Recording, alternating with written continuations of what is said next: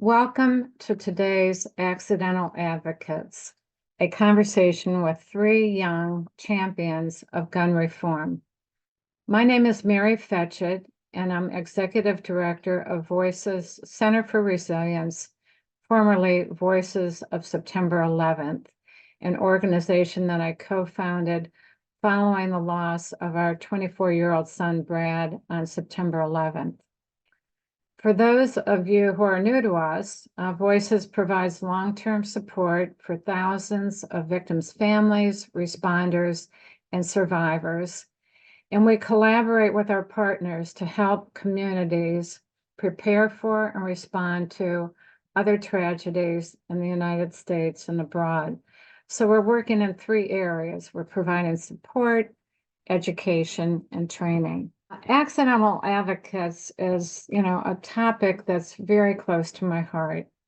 In the aftermath of 9/11, along with other family members, I advocated for the establishment of the 9/11 Commission and also the creation of the 9/11 Memorial Museum in New York City.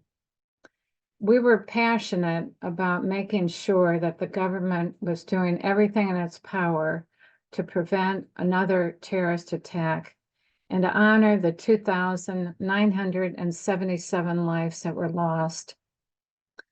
So I know firsthand how tragedy can thrust those impacted into an advocacy role to right the wrong and to ensure our government is doing everything in its power to prevent similar tragedies from happening again.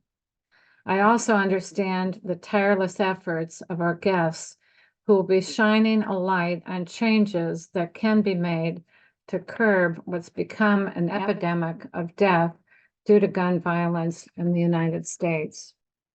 So now I'd like to welcome today's guests. Three college students whose personal experiences with mass shootings have transformed their paths into advocating for sensible gun reform. On February 14th, 2018, Sam Schwartz's cousin, Alex Schachter, was one of 16 people murdered during the shooting at Marjory Stoneman Douglas High School in Parkland, Florida. Sam is attending school at the New England Conservatory of Music in Boston. I'd like to also introduce Xander Cohn. On July 4th, 2022, Xander's cousin was murdered in the 4th of July parade mass shooting in Highland Park, Illinois. Xander's father and sister tried to help her to no avail. Xander is a student at Tufts University and is joining us today from Amsterdam. Drew Spiegel was participating in the 4th of July parade in Highland Park and was next in line to march when the shots erupted and pandemonium took over. Drew is a student at Vanderbilt University in Nashville, Tennessee, and I want to welcome each of you and thank you for joining us today. So before we discuss your advocacy work, which, has in many ways taken over all of your free time, I want to begin by hearing a little more about each of you. So Sam, let's start with you. Can you tell us a little bit about where you're from, a little bit about your family and where you're studying in school? Yeah, thanks for having me. I'm excited to be here. My name is Sam. You've already heard my story, but when I was 14, my cousin Alex was one of the victims of the Parkland shooting. He's one of 17 people killed that day, and it was on Valentine's Day. And I remember very distinctly where I was. I was about to head off to school.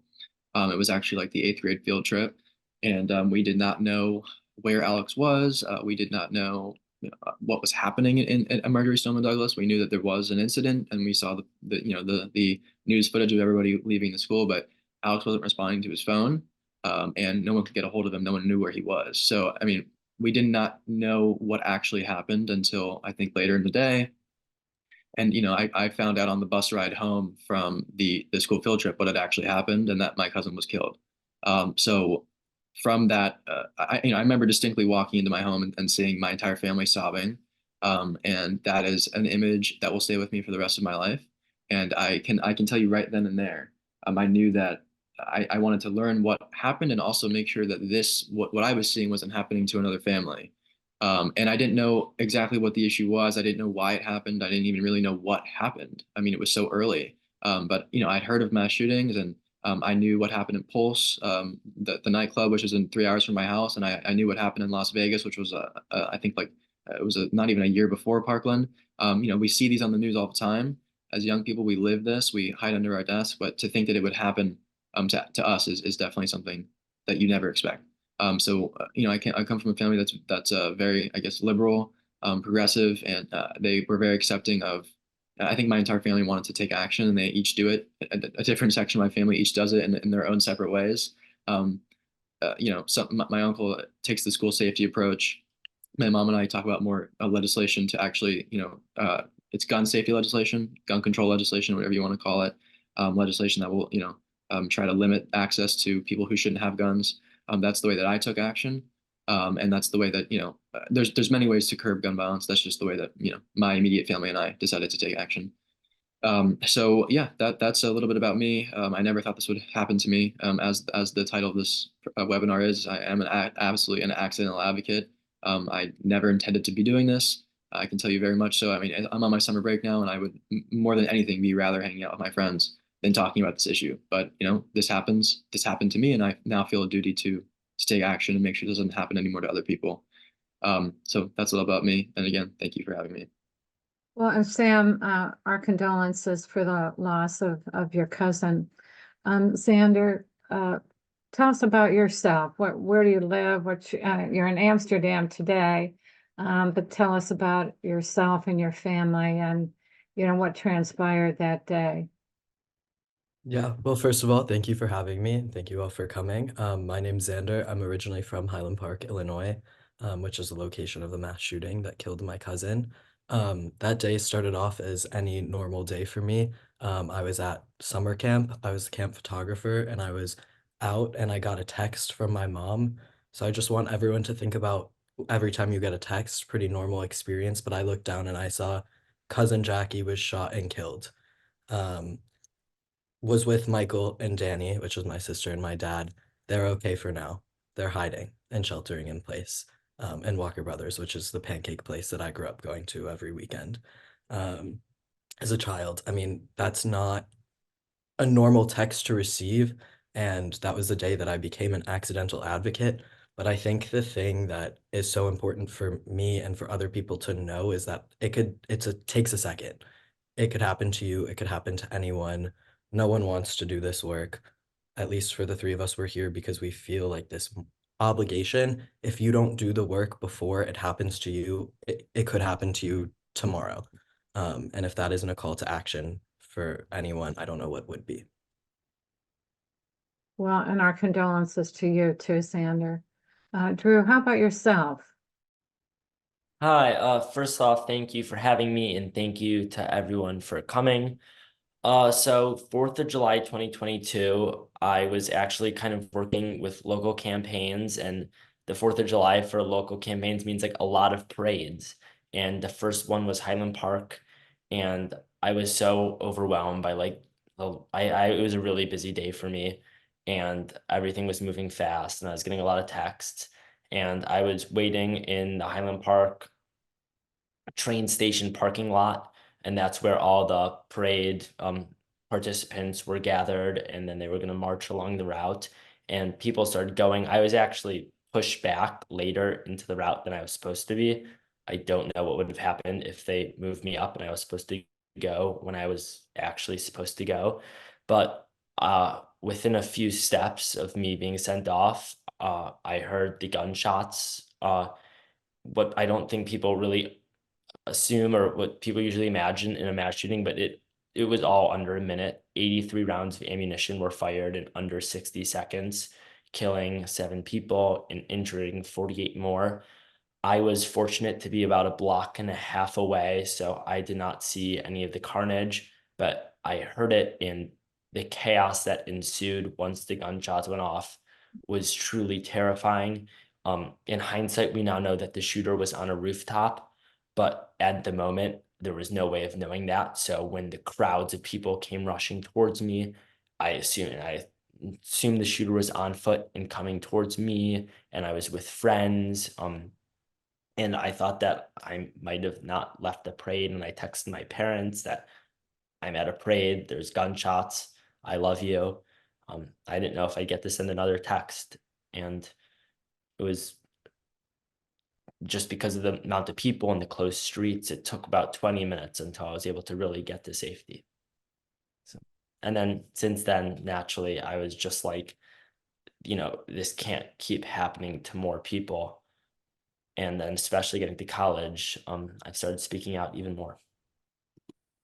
Well, you each shared, what had to be, traumatic experiences, the loss of loved ones and just being there and witnessing it can be, in a way, also traumatic. I wondered what happened next. I mean, were there resources in your community? Did you access them? How are you doing today in that regard?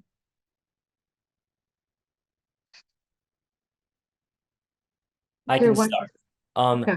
So we had a lot of resources in my community. I know the public schools were offering people to talk to. There was a lot of community events. Something that I personally struggled with, and I know this is the way for a lot of survivors who are at shootings. I was a block and a half away. When you go watch the news after a shooting, you will hear some like the most horrific stories. And for that reason, I felt like I did not consider myself a survivor. I felt like because I was quote unquote fortunate that I wasn't so close, like I was like, I don't deserve to go to the therapy because that's for the people who are actually affected. And kind of getting to a point where I recognized that like this did have an effect, even though I was fully aware it was having an effect on me. It hurt my sleep, diet, like I could not function in the days after the shooting. And I'm doing better today, but I think I'll ever fully, be back to normal. Um, and giving myself permission to grieve and consider myself a survivor and actually use the resources was a whole another obstacle for me. That's very common too. I think that there's this hierarchy of grief, so to speak, a lot of people refer to. And when people say you're so fortunate that you survived and you don't feel fortunate, it's that contrast of what the reality is and how you're feeling. Xander or Sam, do you want to add to that? Yeah, I can go next. I'm also from Highland Park, and so the resources that we had were really great. I know I wasn't home for a lot of it. I flew home for the funeral to spend a few days with my family, but then I ultimately had to go back to my job at camp. Um, and so being immersed in my community was really nice. And like Drew mentioned, the free therapy I know helped a lot of people in my family. But being from Highland Park, something is like we were so lucky to have so many resources. A lot of communities that deal with everyday gun violence don't have those resources. And I think that's really important to note while we're talking about these resources is that all communities who deal with gun violence need this. The ripple effect of mass shootings requires there to be resources for everyone in the community and who has access to those resources. And Sam, how about you? I mean, similar to Xander and Drew, I think Parkland was very, very fortunate to have an abundance of resources and a lot of support from around the country. I'm sure all of you watching this remember the public outcry that was surrounding the Parkland shooting. It was, I mean, kind of unlike anything that has happened in this country, and probably a combination of the youth activists that came after it and just the amount of people that were killed. It was just stunning to see. We had a lot of resources, but I will echo what Xander said is that, we were lucky. I mean, I don't exactly know the type of resources that were put in beyond the survivors or the family members. I know that we did, and people were checking in on us, and we mental health counseling was there. But there were also people who ended up taking their own lives after the shooting because of whatever reason, survivors killed or just what. I mean, there's a bunch of reasons, but I think I want to echo what Xander said that there's a lot of shootings around this country, and I mean, everyday gun violence that doesn't get on the news and doesn't. It's not glamorous, it's not a juicy headline that people don't get help when people don't have resources, and it's just considered like it's going to happen. It happens all the time. There's a lot we can do. I think something that's really, really great that wasn't there in the past. Recently, the Biden administration made the Office of Gun Violence Prevention, which they have a dedicated team of people who are doing this kind of outreach and who are giving these resources to people to communities who encounter the mass shootings. I think one of the most recent, I think it was the first time they were actually able to deploy these resources was in the Lewiston mass shooting in Maine, where I think 19 people were killed. A gunman using an AR-15, and it was just another mass shooting. At this point, though, they're now able to give resources formally and conduct that with like the disaster agencies. We haven't had that in the past, and now we do have that, and it's a very, very positive development. I'm fortunate to say that we are moving in a positive direction on this issue, but there's still a lot more we can do to actually make sure it doesn't have to happen in the first place. I think a lot of the actions that we do are in response, and I would personally like to just see more laws passed that kind of curb it to begin with, so that we don't have to even respond. It's good that we have the capabilities to do so, but obviously we can talk about this later in the webinar, but there's a lot more we can do to make sure that doesn't happen in the first place. Well, and we all agree with that. You bring up one after the other areas where there have been mass shootings and how it happens in such a very short period of time. And, I wondered, how does news of other mass shootings or shootings impact you personally? I can start. I mean, for me, I live in this community of gun violence prevention advocates now, so the news travels very quickly. I feel like I'm in a group chat with those survivors, and we will all let each other know when something is happening. And it's important to know that it's happening because it is part of why we're doing this. I hate seeing the news, and I'll tell you that it happens. A mass shooting happens in this country, I think, like 2 or 3 times a day. So it's definitely a normal occurrence that it is happening. But for me, it's just like reliving the shooting over and over again. It's a gut wrenching feeling whenever I have to see that there's another mass shooting where 15 people were killed. And it happens very, very frequently in this country. I think the majority of people watching actually don't know how frequent it is. Even some gun violence prevention activists that I know don't realize how frequent it is, because a lot of it is so common that it doesn't even make the news anymore. That's an insane thing to think about. And in any other country, if there was a mass shooting at all, 4 people, 3 people killed, it would be national news for the entire, for months. Now it's so common that it might not even make local news, right? It's just like, oh, yeah, there's another mass shooting. But it is the reason why we're doing this. It's important to know. But last year, and maybe Xander didn't know the exact statistic, but last year in 2023, there was, I think, like over 650 mass shootings in a year. That was an all-time high. And we're on track to beat that record this year too. So yeah, it's another reason why we do this. It's definitely. Did you want to add to that? Yeah, sure. I mean, there isn't really an element of shock for me anymore. Hearing about a mass shooting, like Sam just said, is an everyday occurrence. When you're involved in these communities and it's so personal, it's kind of hard to ignore. It's kind of always in the back of your brain. The way in which you felt the love for someone you lost, or the way in which you know what happened to your family, then you know that's happening for so many people every single day. And the way it impacted your life is going to impact the rest of their lives as well. It makes it far more personal, and it's really hard to detach the love and emotions that go into the advocacy that we do as a result. Drew?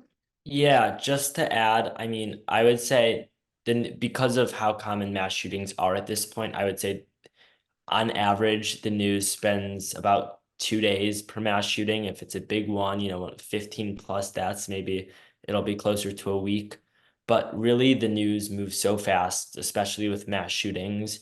And I will say, as like someone who's was in around Highland Park, for the year after the shooting and is back now, like we are still working through it. And even though the news cameras aren't downtown anymore, and we're not on the front, you don't open the news page and you see like Highland Park still mourning mass shooting, but it absolutely is happening. So I think what changed for me after Highland Park is when I see a mass shooting is, before I would see it and it would be very sad, obviously, but as the news kind of moved on, I was able to kind of stop thinking about it. But after knowing, like being there and knowing that like it's just not that's not how it works. And then, I went to Nashville for college, and back in March they had the Covenant School shooting on March 2023, which killed 6 people. And the news spent probably a few days on it. But when I went to Nashville, the community was still hurting so much for it. And it felt like Highland Park all over again. And you realize that it's not a Highland Park problem. It's not a Nashville problem. It's not a Parkland problem. It's like a truly American problem. And if you go to every single community, whether it be because of a mass shooting or suicide deaths or gun homicide, every community in America, in one way or another, is struggling with a gun violence epidemic. Well, you bring up two important issues. Are each of these communities receiving the resources that they need, and understanding that it doesn't go away overnight? There's long-term needs that the community has, but also the media cycle and the attention. There's so many shootings right now, which is the point you brought out, that I don't think people can absorb it anymore. So I think that's another issue. Sam, you brought up your family is very active politically, but I wondered, Drew and Xander, what's your background? How did you become advocates? I can start. From a pretty young age, I've been involved in some elements of advocacy and activism work. Gun violence prevention came a little bit later. I know my grandpa's a Holocaust survivor, so when I was really, really young, I was exposed to injustice and kind of the need to fight it, and that's always been integral to who I am. But what I've always done has always come from a very personal place.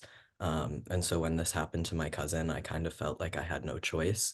The way in which I mourn and the way in which I grieve is to try and make sure that no one else has to feel the way that I feel, the way in which my family feels.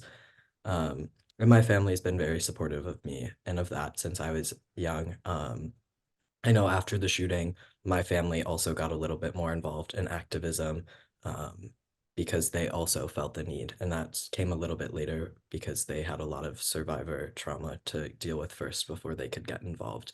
But yeah. Yeah, I mean, I'll be honest, my family is not extraordinarily politically involved. They're supportive. Especially before the shooting, they were like, very passively supportive of gun violence prevention and stuff. I think after, once it became personal, naturally they began to care a lot more. I'll be real, like I did not really start becoming I did a lot of political work in the year after the shooting, especially 2022 midterms, and we had municipal elections in early 2023, and that's where I focused my energy, not as much on specific gun violence prevention policy, and in large part because of what I talked about before, where when you're in a community where everybody's grieving, I didn't kind of realize that my story was something. Then once I got to college, and back at home, when you mentioned that you were at the parade, there's some element of shock to it, but it's not. It just doesn't compare to when I'm at college. Vanderbilt, most of the kids are not from Chicago, so I was at the Highland Park 4th of July parade, and people are so shocked, and I realized that my story is that like I've accepted it as normal, but there still are people who have not, and I think that kind of encouraged me to really focus in on gun violence prevention from a personal standpoint and highlight my story much more. When you started your advocacy work, was it local then? Yeah, I started very local, trying to win, the county elections, county board, state reps, but those elections really do matter. And even in Tennessee, like I have become more federally involved, but even in Tennessee, like the local politics are so important. Trying to get Nashville to pass common sense gun reform has been difficult, but like that's truly how you have to do it. You have to start local. Sam, you're nodding. Yeah, so I'm nodding because it is so important to start locally, but I had the opposite experience just because of how like in the I guess national spotlight Parkland was. There were just naturally like a lot of federal candidates and senators and representatives coming to Florida. There was right after the shooting, I think like a week or 2 weeks after, There was a town hall at, this big arena, and CNN hosted it, and it was like a kind of like a sports exhibition in a way. But it was packed with people from the community, and my uncle and my cousin were on stage, and they were asking directly Marco Rubio, the senator from Florida, who is my senator and still is. They were asking him a question, and would you take action on guns? And I remember him saying, he just kind of didn't answer the question. You could tell his answer was no, or I'm still going to accept money from the NRA. So that was to me like, oh, I guess you have to approach this in a federal way, because it just wasn't. It never. Like, I was new to politics. No one ever told me like, doing local politics is kind of a really great way to start. For me, I just started. It was federal from the very beginning, which is because of how large of in like the national eye Parkland was.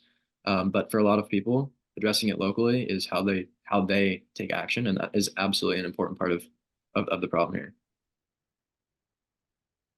Xander?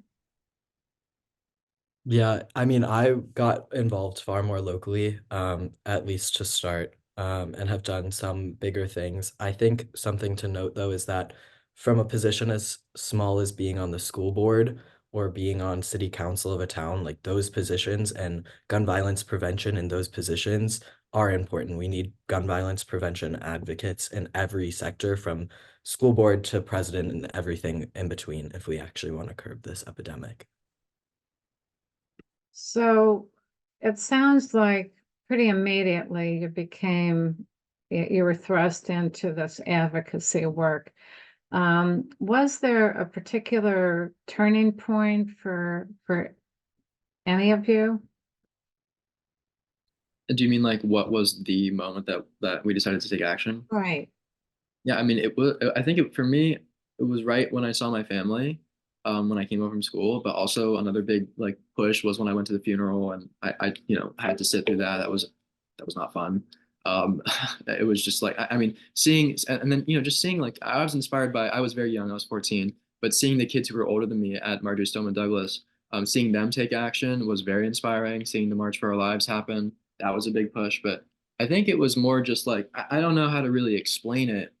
Maybe Mary, you felt the same way after what happened to your son. It's just kind of a calling. Do you know what I mean? It's like you feel like you have to do it. Maybe you have a duty. I felt that I had a duty to kind of make what happened into like a silver lining almost. Like, if my cousin had to die that way, I want his death to not be in vain. I want some good to come of it. For me, that's always been the most driving feeling. And then also just like remembering how horrible it was for so long and still is, and like the effects of it just for my family alone goes so far reaching. It's hard to describe. That feeling also really drives me. I mean, I hate when I meet new families who have gone through this. One of the worst memories was having to meet the Uvalde families after what happened. And I've grown very close with them now. I think a lot of people use this thing. I don't like the reason that I know you, but I like that I know you. And the same thing is for me. It's people say that all the time. I didn't make that. So yeah, I mean, it's I really, really do not like meeting new families who have gone through this, but it just happens all the time, really all the time. That's for me, that's the biggest thing. I just don't. I hate to see people go through what my family did. Xander, you're nodding. Yeah, I mean, just hearing other people and go through this is not something that any person in their life wants to experience. And so when you see other people and you can empathize a little too much, it's not fun. You don't want to be able to bond with someone because you both have people in your immediate family who have been murdered.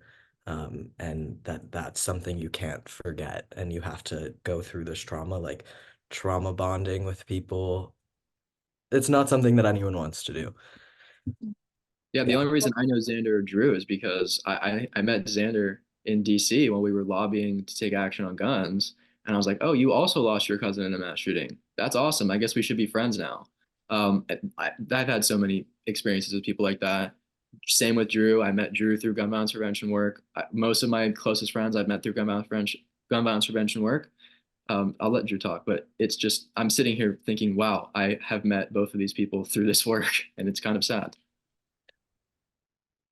Yeah, Drew? I mean, same thing with Sam and Xander. I've met so many people through this. I think I can't honestly pinpoint like one turning point per se.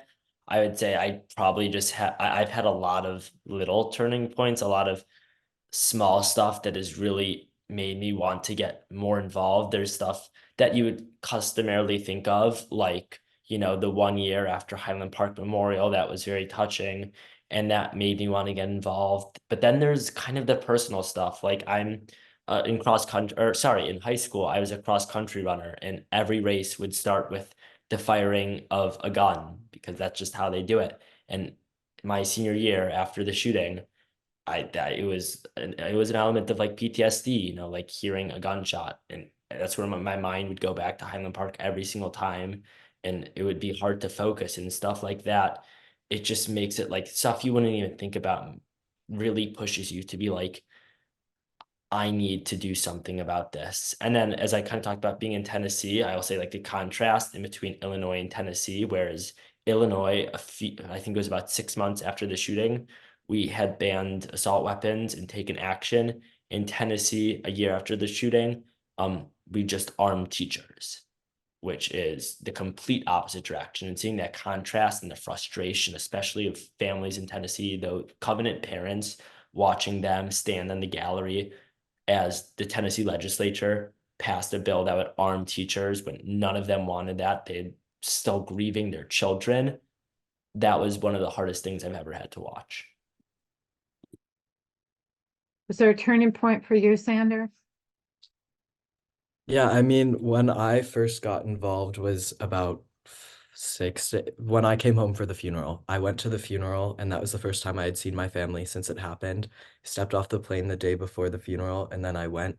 And right after, just everything kind of hit me because it was the first time I was seeing my family. It was the first I was going to a funeral. I was seeing my cousin Jackie's daughter. I was seeing her sister. I was seeing my sister who sat next to Jackie while she was killed. And that, I mean, a family can't unsee that. And just listening to their stories and seeing their emotions, just it ate me. It was really hard. It was the hardest funeral I have ever been to and probably will ever be at. And right after, I just sat down and I wrote like a little reflection. And I remember like I posted it to my Instagram, and it just started, people were like, whoa, like this is really important. Everyone needs to read this. And it slowly started to gain a lot of traction.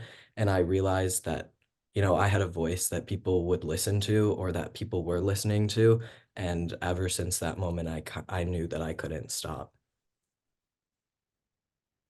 Have your family and friends and your community been supportive, in your advocacy work?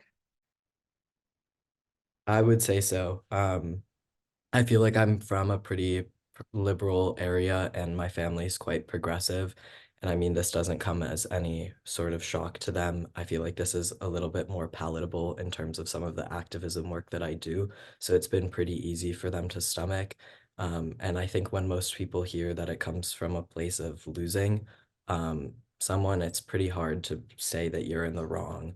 Um, yeah. Sam? Yeah, I'm nodding my head because my immediate family is, and actually my entire extended family are they're quite progressive. They're already Democratic voters even before the shooting.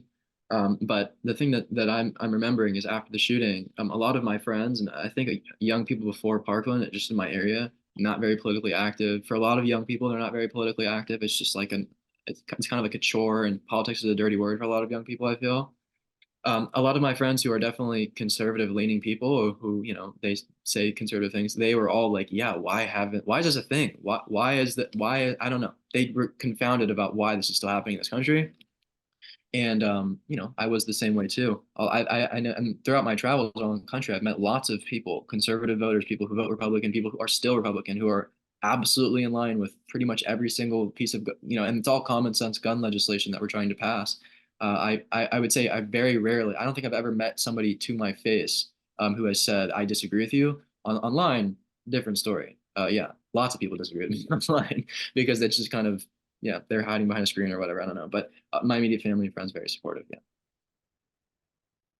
Yeah, I've had a lot of support from everyone around me as well, which is I'm very lucky to say. On a similar note to Sam, a lot of people who you wouldn't necessarily expect to be advocating for progressive causes are very willing to hear gun violence prevention policy out and support it. I'll say like in Tennessee, which is a conservative state, pretty objectively, but 70% of voters support common sense gun laws like red flag laws and safe storage laws.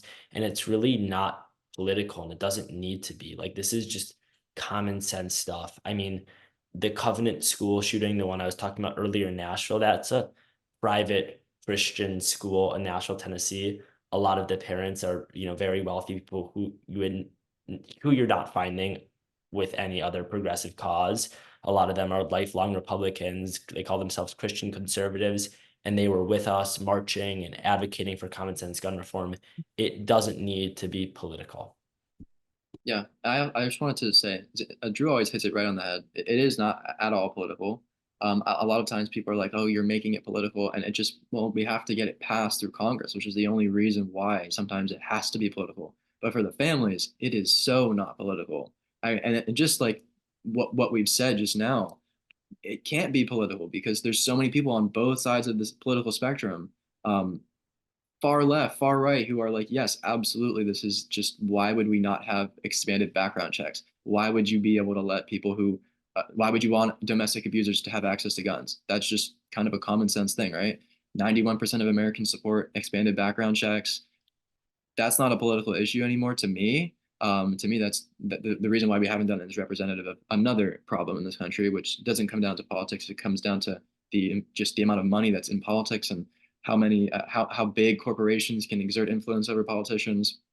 That's the reason why we can't have gun legislation in this country. It's not because of a lack of enthusiasm from everyday Americans. I mean, the enthusiasm is there, the voters are there. It's just it goes. You have to trace the money. But yeah, the issue is not political. Well, I know you bring up a point that we felt very strongly that a terrorist act or preventing a terrorist act is not a political issue. It was an American issue, well, an international issue.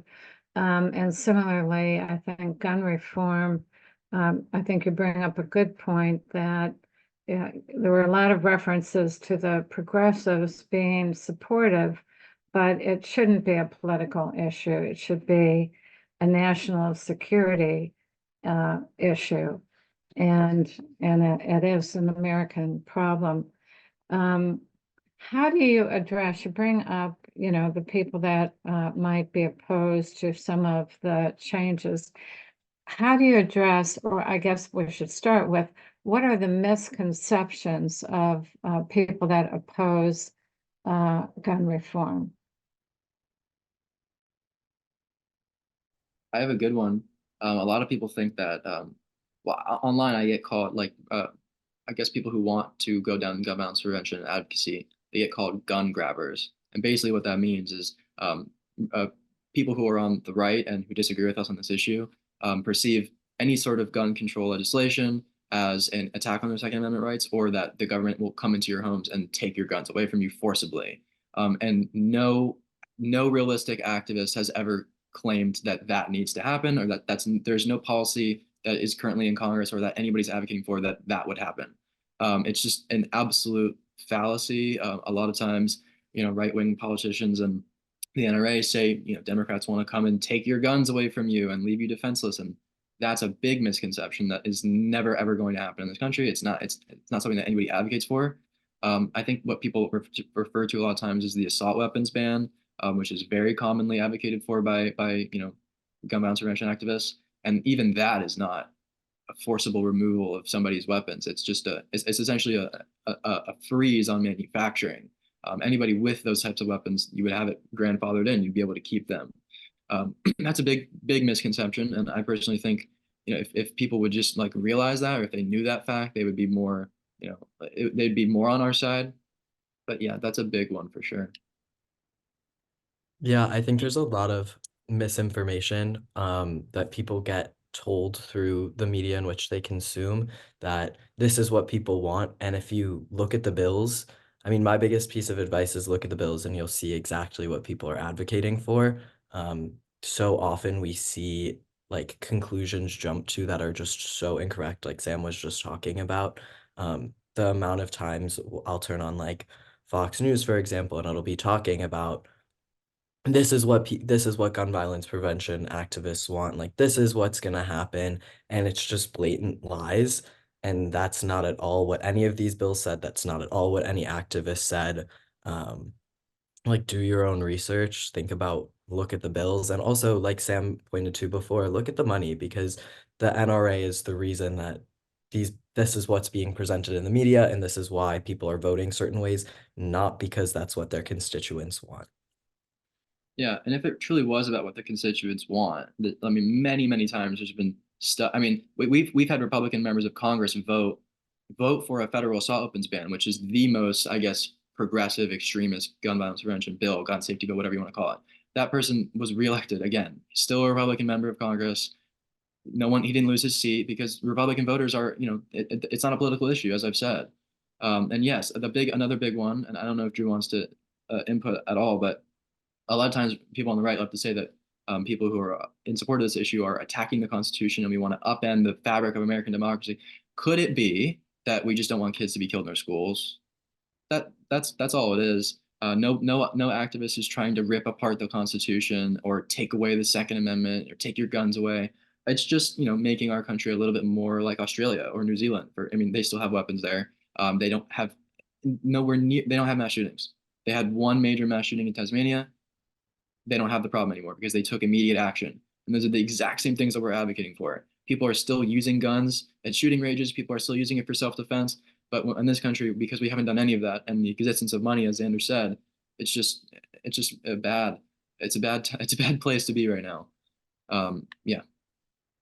There's many other issues that I could get into, but I don't know if we have the time for it. Yeah, Xander and Sam basically said what I was gonna say. There's a lot of people who come at me, and I'm sure Xander and Sam experience this too, telling us that like we're just directly opposed to the Second Amendment. And it's like I never said that. But I think just something to add is that the people on top who are creating this misinformation, trying to spread this like narrative about gun violence prevention advocates, they're fully aware that what they're doing is wrong. I've been lobbying, and I've had Republican members of the Tennessee state legislature, where I've been focused for the past year, tell me that like we know safe storage laws would save lives. Like we know this.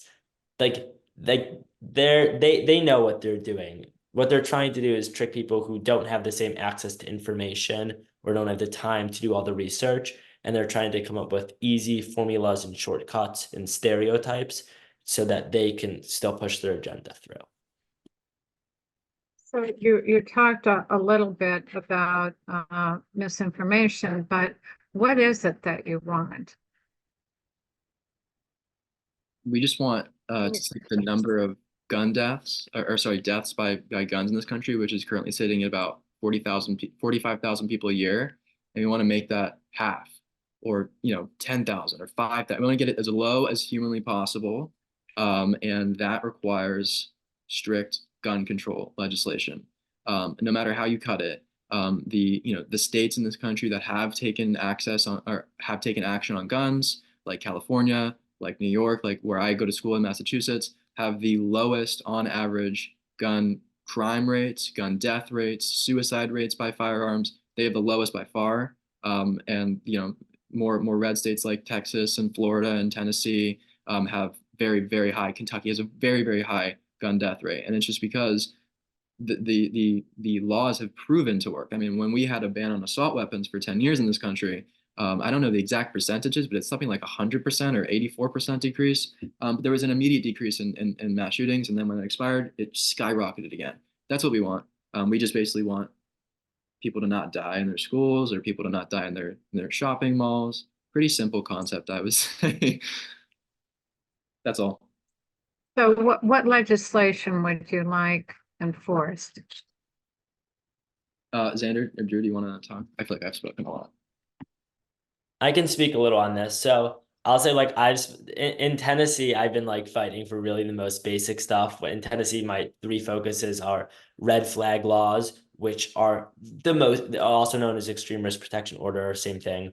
It's the most basic thing. It says that if this person has like through a court order, through a judge, is like this person should not have a gun, then they can temporarily take a gun from that person. Like the most basic thing. And in the case of Covenant, which is again the Nashville shooting, the parents of the shooter said that if there had been an extreme risk protection order in place, then they would have used it to stop their child from being able to gain access to a gun.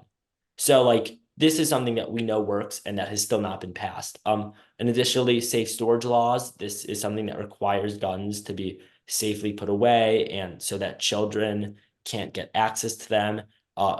Accidental firearm deaths are something that don't get news coverage, but it's a real problem. With kids unknowingly taking their parents' guns and accidentally shooting themselves or others. Expansion of background checks. That's self-explanatory. But then outside of Tennessee, and I haven't been able to focus on this as much this year, but then just limits on like, the actual guns, assault weapon bans, are something that, again, as Sam talked about, have been proven to work. Like they did reduce gun deaths. So the fact that like we have to go back and forth when we've already had one in place. And then also just accountability from the gun industry itself, the people who are making these guns. So I know a big movement right now is to reverse PLACA, which Xander can maybe speak on more, but it essentially says that like right now you cannot, unlike the gun industry is the only industry in America that you can't sue for the products it makes. It's outrageous because like if a car manufacturer was making a car that was like as dangerous as these guns are, then we would be like, we could sue the car company, but you can't do that with guns. And then also just the guns they make, like I know Glock, they make a gun that can easily be converted into a fully automatic machine gun with a $25 device.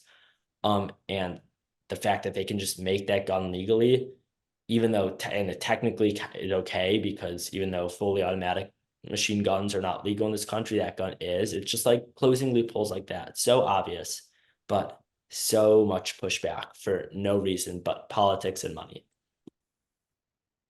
That's pretty much it.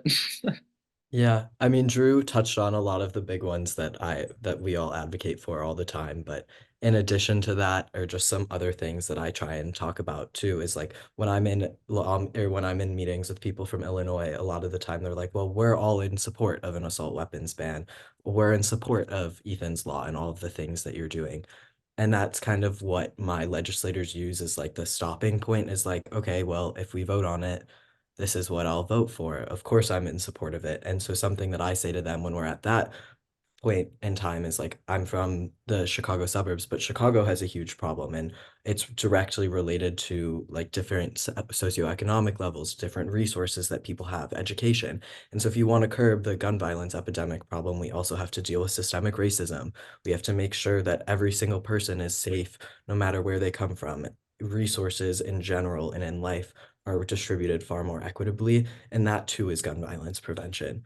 And so there's a lot of things that they can do that they aren't doing that aren't necessarily directly related to those laws. So that's what I tend to tell progressive politicians to also work for while they're waiting, or while they claim to be at this standstill nationally. So you talk about your advocacy work, and I wondered, can you talk about what is that work? I mean, are you having vigils? Are you calling elected officials? I mean, back in my day, we had to fax letters to all our congressional offices. Thank goodness we're beyond that. Still do that. So, pardon me? Still do that sometimes. Oh, do you? Yeah. Well, I'm dating myself, but I wondered, what does your advocacy work look like day in and day out? It's everything you just said. I've been to vigils, I've been to marches, I've written letters and handed them, dispersed them out to Congress. I've sat down with members of Congress. I've done sit-ins. It's all of the above: media interviews, podcasts, literally everything. There's no one form of activism, but it's kind of more like it's a collective unification of different people specializing in different things. For example, maybe not everyone should be doing media interviews. Some people are just more natural speakers than others. Some people need to be on, behind the scenes planning. Some people, are doing that. Activism is grueling, thankless, just like grudging work. I mean, really, it's just not.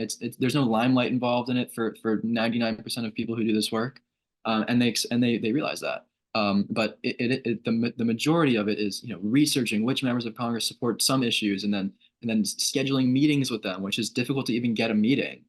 Calling their offices to get them to support something. Even if you get a meeting, that's not, they're not going to vote yes automatically. It's just, and then you have to get your points together and practice saying them and talk to the staff. You're not going to speak to the member, you're going to speak to their staffers and then make the staffer understand. Then it's a whole long process. I'll just say, like in 2022, when we were very involved with the assault weapons ban in the House, which actually did pass the House because we had a Democratic majority, that involved survivors of gun violence walking up and down the halls of Congress. I went to DC for 3 weekends in a row during 2 summers ago, and literally I must have met with 150 offices and said, is your boss on board? Are they going to vote yes? And we didn't know until the last possible second before it was brought to the floor if it was going to pass.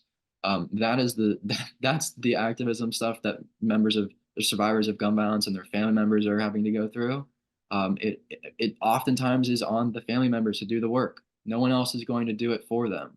And it's just, again, it's thankless, very, very, very thankless sometimes.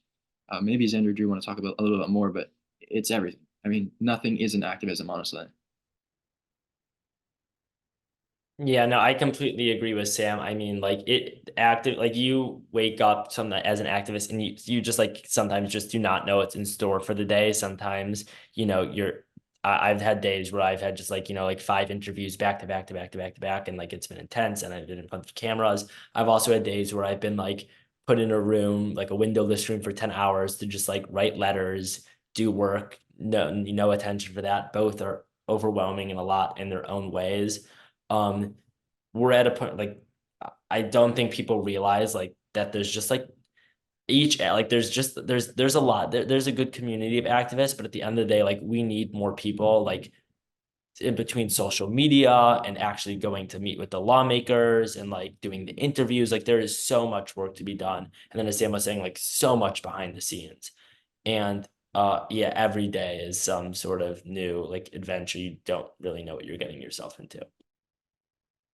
Yeah, there's so many different outlets. Like art is activism, music can be activism, pop culture. It's about putting activism the way in which it's central to my life. It could be central to everyone else's, like whether it's sending an email, talking to people. There's no shortage of ways to be involved. There is a shortage of people who are getting involved. Um, and in whatever sector and whatever you do in your life, there is a way to make it, and there is a way to center activism in what you do. And I think people don't necessarily realize that all the time. Another big thing is like just trying to get people to get on board with this issue before they have to bury their loved ones is something that I spend a lot of time telling people about. Like, look at my story, look at Xander's and Drew's. Like, we weren't doing this before this happened to us, and I promise you, everyone on this call wishes they were. Maybe it could have been prevented. You don't know. That kind like we're just trying to get more people out into the movement to understand that like it can happen to you. It doesn't matter your party affiliation. It doesn't matter where you are. It doesn't matter how old or young you are. I mean, the bullets do not discriminate, clearly. So it's just, a matter of getting people involved before they have to bury their loved ones. That would be ideal. And it's just hard to get people to, and again, activism is hard. It's volunteer work most of the time. You're not getting paid for this. It's not fun to write letters. It's not fun to go to vigils and sit there and listen to people cry. It's not fun. But this is all stuff that absolutely needs to happen. And the only reason why I'm doing it is not to get paid or to do media interviews or any of that. It's that like I plan on having kids one day, and I don't want to send them to school in fear, where if I might not see them again. I don't want to have to memorize what clothing they're wearing, so that if there's a mass shooting, I will be able to identify them. That's the future that I want. And for everyone who does this work is not doing it for the money. It's all, and that's another misconception that right wingers love to say, is that gun violence preventionists are doing this for the money and they're all crisis actors. I mean, come on. But yeah, no one's getting paid. I'm not getting paid. I can promise you, Xander and Drew are not getting paid to do this. It's all just because we just want to make this country safer, that we all love and want to have a nice, safe future and protect the wealth, health, safety, and just, prosperity for future generations. Not fun. Well, you know, when these shootings occur time and time again, you'll hear someone say, we never thought something like this could happen in our community. And it's happening in schools, synagogues, malls, you know, movie theaters, on and on. So I think that you bring up a very good point. I wonder, it seems like there's quite a few different groups, activist groups.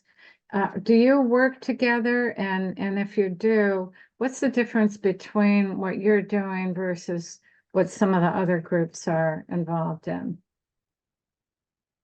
Yeah, some groups just do more advocacy work where they're just legislating and advocating for bills. Some groups just kind of tend to speak about elected officials and try to get them involved. There's a ton, again, just like activism, there's many different avenues that you can actually have an effect. And all of these groups, Brady, Giffords, Everytown, they're all doing the work. And it's just like, yeah, and we work together sometimes when it's necessary and when it makes sense. But a lot of the times, people have their own agendas, groups have their own agendas. Sometimes it doesn't make sense to work together on something. But the core difference is that, on the opposite end of this, on the, I don't know, on the people who don't agree with us, there is kind of one central force. It's the NRA, the NSSF, and then Gunners of America. And it's like, it's really even those people are one thing because they're all funded by the same people. But on our side, it's all grassroots. It's all volunteer work. There's every shooting, 5 new groups, spring up, and everyone's so motivated and activated, but everyone has a different idea of how we get it done. And it makes it work a lot more difficult. Just because everyone has their own idea of how we're going to get this done, and there's just so many different groups, and reaching out to them is difficult. But everyone is in it for the right reasons, and it's just a matter of kind of consolidating that and having everyone think on the same page, which is that's activism in its own right, and it's a challenge. Well, you brought up marginalized communities, and I wondered, how do you ensure that your activism is inclusive and addresses the intersectional impacts of gun violence on a variety of communities? Yeah, I mean, I think there are multiple different ways to do that. First of all, who's coming into the space?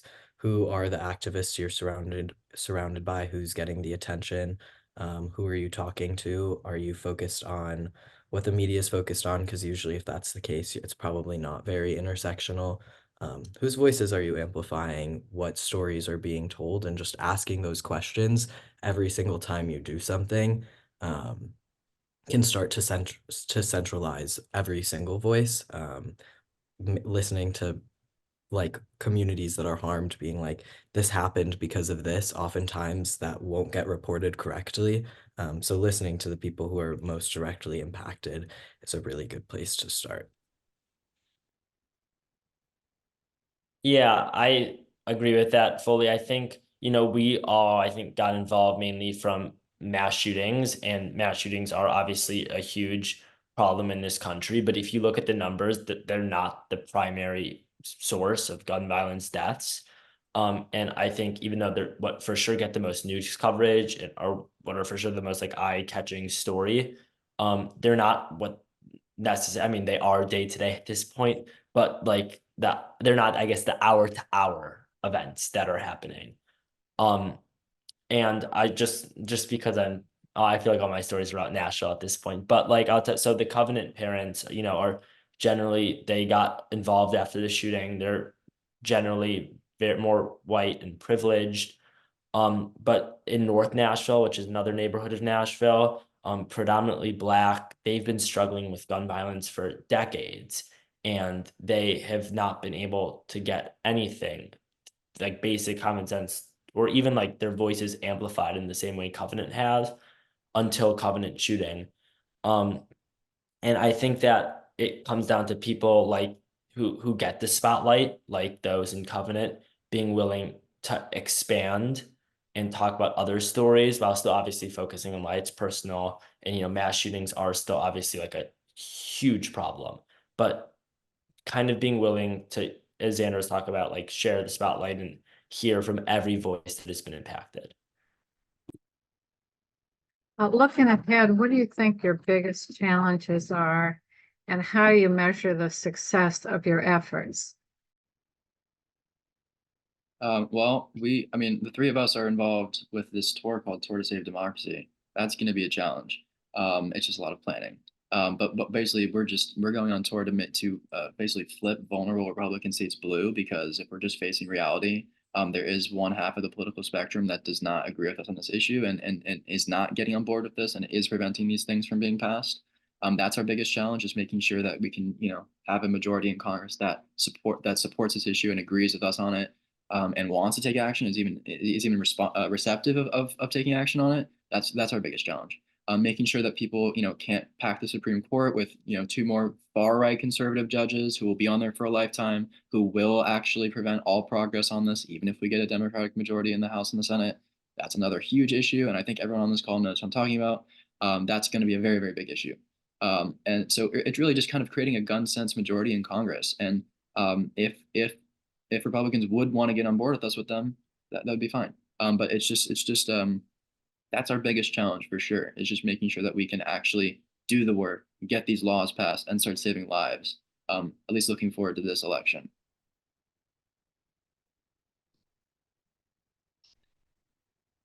Xander, you're nodding. I mean, Sam covered that beautifully. That is definitely our biggest challenge and what we're focused on right now. At least the three of us and most gun violence prevention activists. I know that is the immediate what needs to be done right now. Yeah, I third that. I think 2024 elections, specifically the presidential election, if we don't win where we need to, then there will be no change in our gun policy, period. Yeah, So, and yeah. not to cut you off, I mean, Donald Trump just said at the NRA convention that he would reverse all of Biden's administration initiatives, which have been the most in 30 years. I mean, we're talking about the first ever Office of Gun Violence Prevention that was under President Biden, the first bipartisan gun legislation in 30 years, Bipartisan Safer Communities Act, which doesn't go nearly far enough, but it's still movement. It's still something. We, in 2022, under Democratic control, we passed the assault weapons ban. There's been many discharge petitions in the House that have moved on background checks, red flag laws, Ethan's law. I mean, one a month at this point. On the Republican side, it's been crickets. We haven't gotten anything.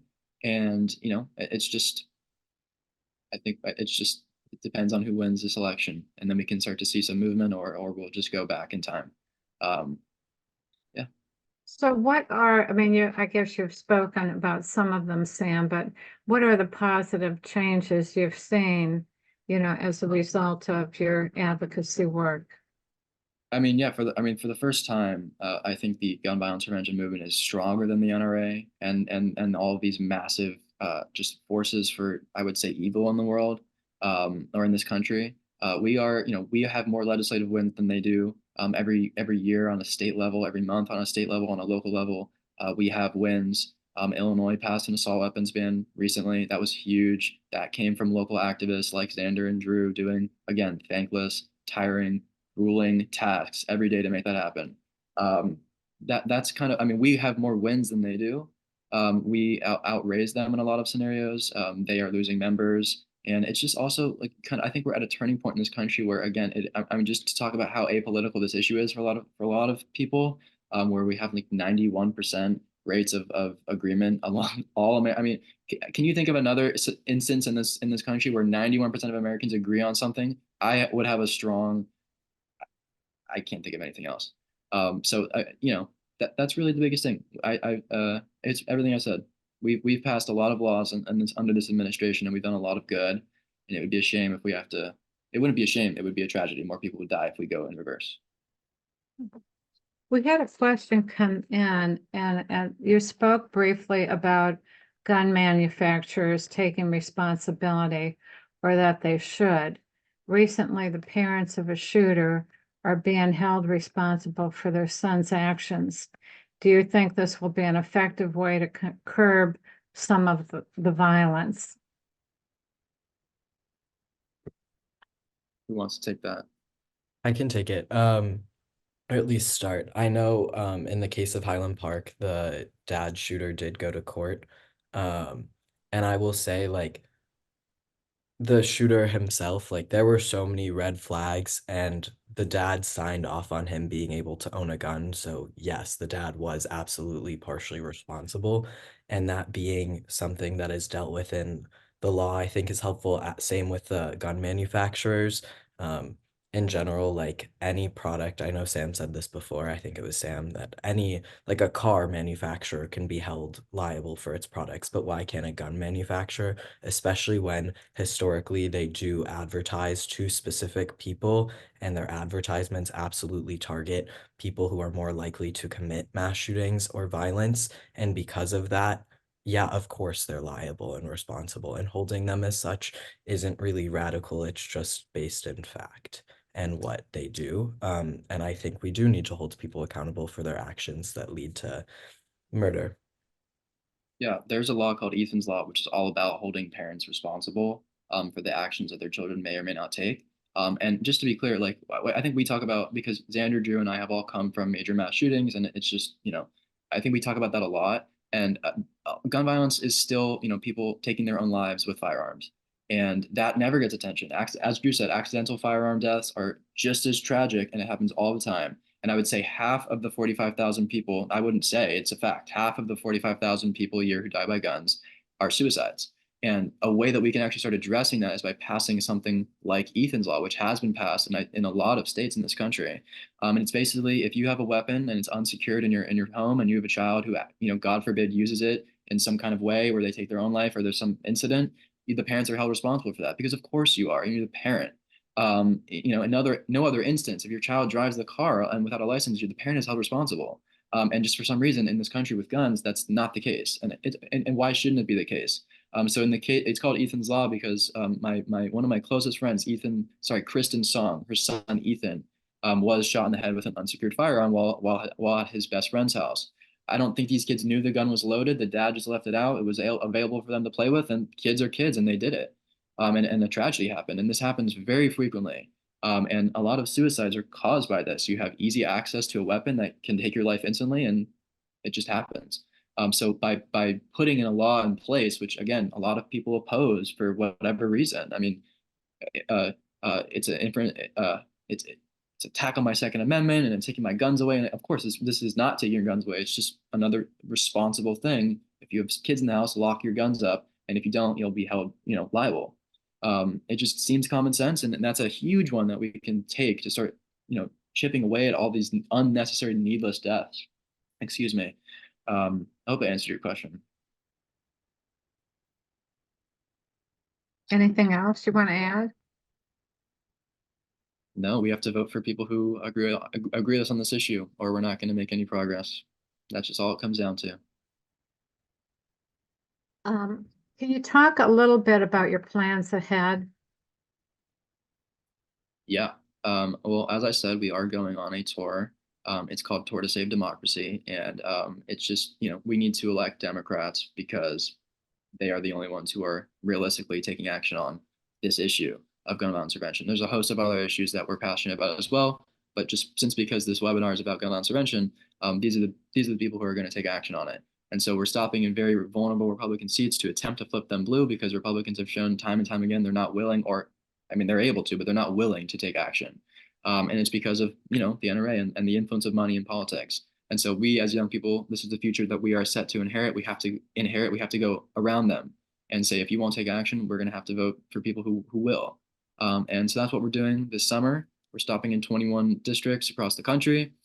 And really, this is just kind of to make our future better for our future children. I mean, I said this before, I hopefully want to have children in the future, and I do not want them to live in this world where they're learning about, grammar, and then all of a sudden there's a drill and you got to hide under your desk, and there's an active shooter and you got to go in the closet. That's not a learning environment. So that's what we're doing this summer. Xander and Drew are both involved. Yeah, it's exciting. I'm gonna put the link in the chat for Tour to Save Democracy so everybody can check it out. When does that start? So we will be in Texas on July 12th, and there will be more details to come over.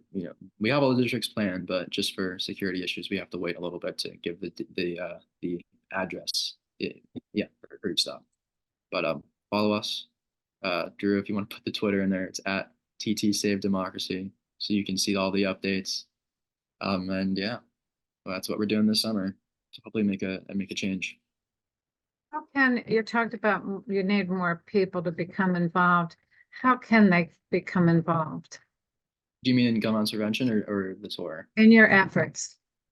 Yeah, I mean, there's a lot of local, really, really great local gun violence prevention groups. I think Moms Demand chapters in pretty much every major city, and not even other cities. It would be great to join those. I mean, start getting involved in your local politics as well. Start like really understanding which local politician is running for the school board that maybe wants to arm teachers and which one doesn't. That would be a really great place to start. Maybe Xander, do you want to answer that? Because I really tend to focus more on federal stuff.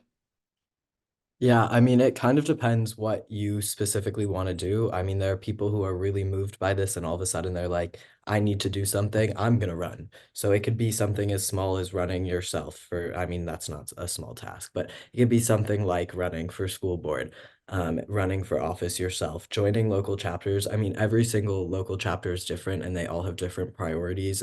Varies by state, it varies by like district. And so they're going to be able to give you some more in-depth tasks, but there are so many different organizations you can get involved with. You can check them out and then see which one kind of matches what makes the most sense for you, and they'll be able to advise you on ways to get involved that will be helpful for you and for the local community itself. But like I said, it really does vary depending on where you're from. Yeah. Yeah, and to add on that, I think it's just important to know who's representing you. Know who your congressman is, know who your senators are, know who your state rep is, know who your state senators are. Like, and if they are somebody who does not align with common sense gun violence prevention values, then you should work to hopefully replace them and get someone better in. And something else is, even if they are someone who does align with it, it's still important to reach out to them and talk to them, because they may not focus on that. They may be working on other stuff. There's a lot of issues. So making sure that they're actually considering gun violence prevention in their work is super important. Yeah, just because they're a Democrat does not mean that they're 100% good on this issue. And a lot of my time is spent calling Democratic offices and saying, "Can you co-sponsor this bill? What are you doing?" And it just that's also effort. Yeah. So again, what Drew said: know who your reps, know who your senators are, vote for the people who align on this issue, and that's really it. It's just basic civics. Well, and it shouldn't be a political issue. So no matter what the party is, you want to know what their stand is on gun reform. You talked a lot about your background and how that really, I think, informed your advocacy work to a certain point. I wonder what your plans are ahead. Will you stay involved in the movement beyond the summer? Are you going to, become involved as a government official yourself? What are your plans, Drew? I don't have that many plans. I would love to be in a world where I don't have to be doing this kind of work. I think, like as Sam talked about earlier, like most countries, developed countries, don't have to focus on not getting their kids not getting shot in schools. Um, Maybe law school. I'm still a freshman in college. So I'm figuring it a lot. But I, in an ideal world, I don't have to advocate for gun violence prevention my entire life. We'll see what happens. Xander? Yeah, I mean, I too hope that I don't have to do this forever, but I do think my career will always center violence and hate and the ways in which they intersect. Whether or not that's gun violence specifically is up in the air. I know I do a lot of other violence and hate intersection work, and that might take precedent at different points. Do you think you'll stay involved in politics? Through a little bit of a different lens, I think I will take more of a research perspective than necessarily a legislative perspective, but that's more what I find engaging and interesting. And Sam, you're a musician. So what are your plans? I mean, since I was 7, I wanted to be a film composer, and then 7 years later, the Parkland shooting happened. So again, that was my calling. Of course, I'm at a music school for that right now. I would love, love, love to just be doing that for my career. But listen, I mean, if there's some scenario where this gets incredibly worse, and there is some alternate reality where we do not go in a positive direction and the gun deaths increase, which you are on track to do, then it would, of course, I could not just take a step back. I think that would kind of just be counter to everything that I've spent this call talking about. I mean, we'll see. I mean, my real hope is that we can get a Democratic majority of this Congress and really start chipping away and start passing laws.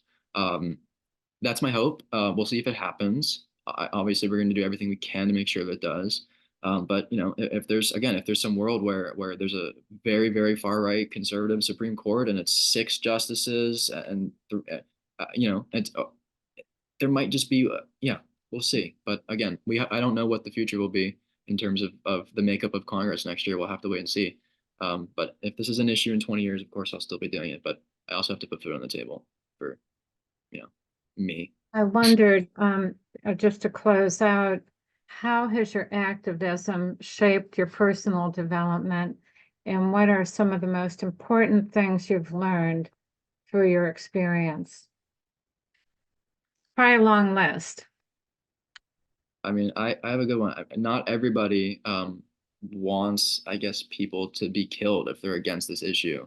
Um, that might sound a little bit ridiculous, but some people come into this not knowing a lot, and they just need a little bit of, you know, they need to be educated a little bit on what these issues actually are. The value of speaking to someone, even if you agree with them or disagree with them on this issue, in a calm voice, not immediately saying, "Well, you're just against, you know, people living." That was a really important thing. But then it's also just given me a lot of experience just to be able to talk to other people in a way that you know that you can keep them engaged. And you know, I don't know, it's a long list. I'd have to really think about that. But I mean, I've made a lot of friends along the way. I sucks that I know them for this issue again, but that's been cool to meet some really really cool dedicated people to making change. Drew? Yeah, I mean, I think the thing about activism work is you really just learn as you go. You know, there's nobody really, like, you can have mentors and stuff, but at the end of the day, like, you're just thrown into it. So like, if you asked me like 3 years ago if I was like a good public speaker, I would have been like, no, I don't like that. But like, if I have to like share my story at a press conference, then like, yeah, I guess I'm gonna become a public speaker now. And like, that's how all of this really is, you know, like, you don't like, whatever you have to do, you kind of just have to adapt yourself.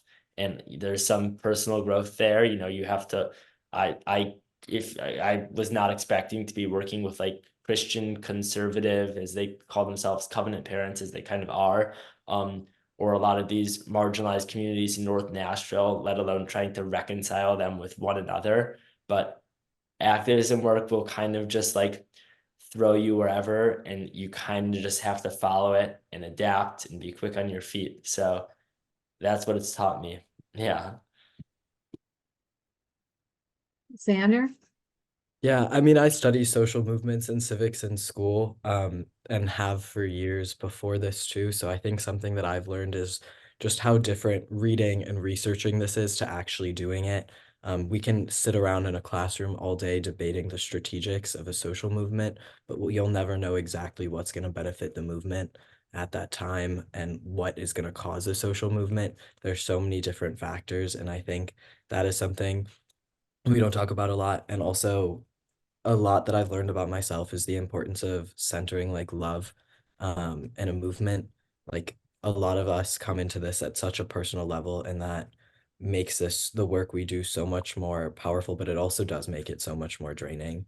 Um, how to take care of ourselves and our loved ones and make sure that this is an ode to all the people who we don't want to be killed out of just love for humanity, but also out of love for those who we've lost. And then we had many guests thanking you for your work, and feel it's a call to action. You know, I'd love to get some of the sites that you mentioned that we can distribute to people that are with us today. You know, if there's groups or websites or whatever, so people can become more involved and learn about what actually you really are, the changes you actually are trying to make. And I want to say, you know, like you all said, you know, I'm sad about the reason that we met, but I'm so honored to know you. And it's really, we find ourselves in a situation where we have an opportunity, and then you find a deep responsibility to do what we can to create change. So thanks to each of you for all your work and for Thank you. being with us today.